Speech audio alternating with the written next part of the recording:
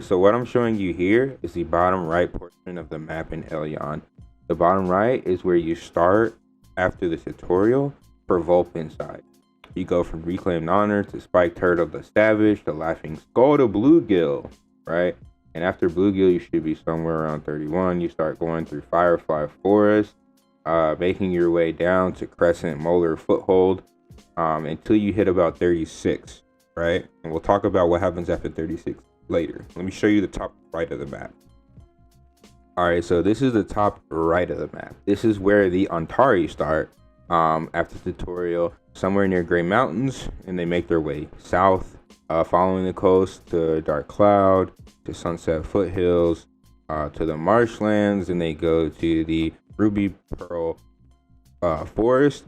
And throughout all of these zones, basically what you're going to be doing is simply following the main storyline. You're going to do the storyline for whatever faction you choose, whether it's Vulpin or Antari. You follow the storyline until you hit 36. After 36, you're going to start having to grind because you won't have enough quests to level. And this is where these leveling tips are going to come in handy. Alright, so here you'll see me actually walking up to Malignant Boundary from Executioner's Fort. Whether you're Vulpin or Antari, that just determines the side that you're gonna be on. You're gonna be on the north side if you're on Antari. You're gonna be on the south side if you're Vulpin, right? Either way, these mobs are gonna be great experience from 36 to about 38, I would say. You can grind these solo, but it's definitely recommended to have someone near you, not in the same party. If you're in the same party, you will receive less experience. But if you grind in the same area, you can tag the mobs, and the experience then becomes based upon tag and damage dealt. But you'll receive a lot more experience not being in a party, grinding with people, than you would just grinding completely solo. Also, there will be PvP in this area, so it's good to still be around someone in your faction.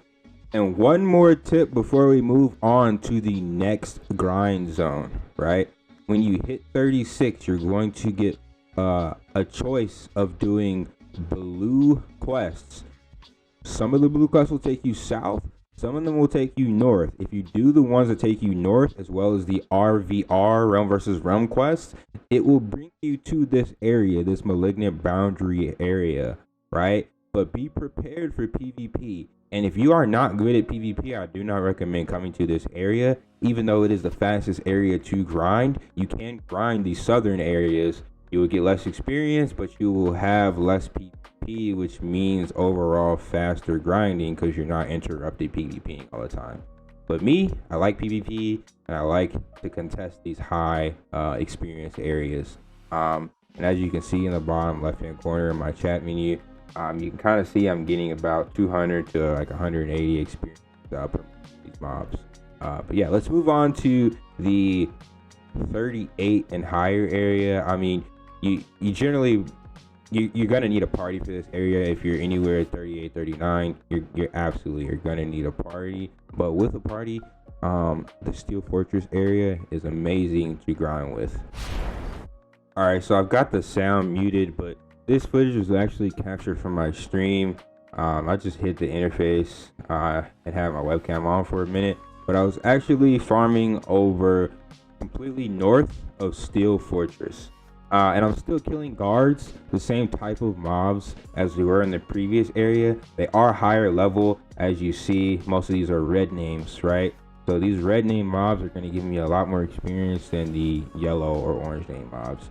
And in this clip, I'm actually, I believe I'm 39 or on the verge of hitting 39, right? So I grinded here from 38, 39, and I would have kept grinding here if it wasn't for the fact that this is beta. So I wanted to graph out the best grind spots to hit 40 as quick as possible, but I didn't really have much drive to go past 40 just because there's a lot of other aspects of the game that I wanted to learn. But for the sake of this video, like I said, this area, Winter Witch Field, north of Steel Highland, is amazing from all the way, I would say, probably to about 42, 43.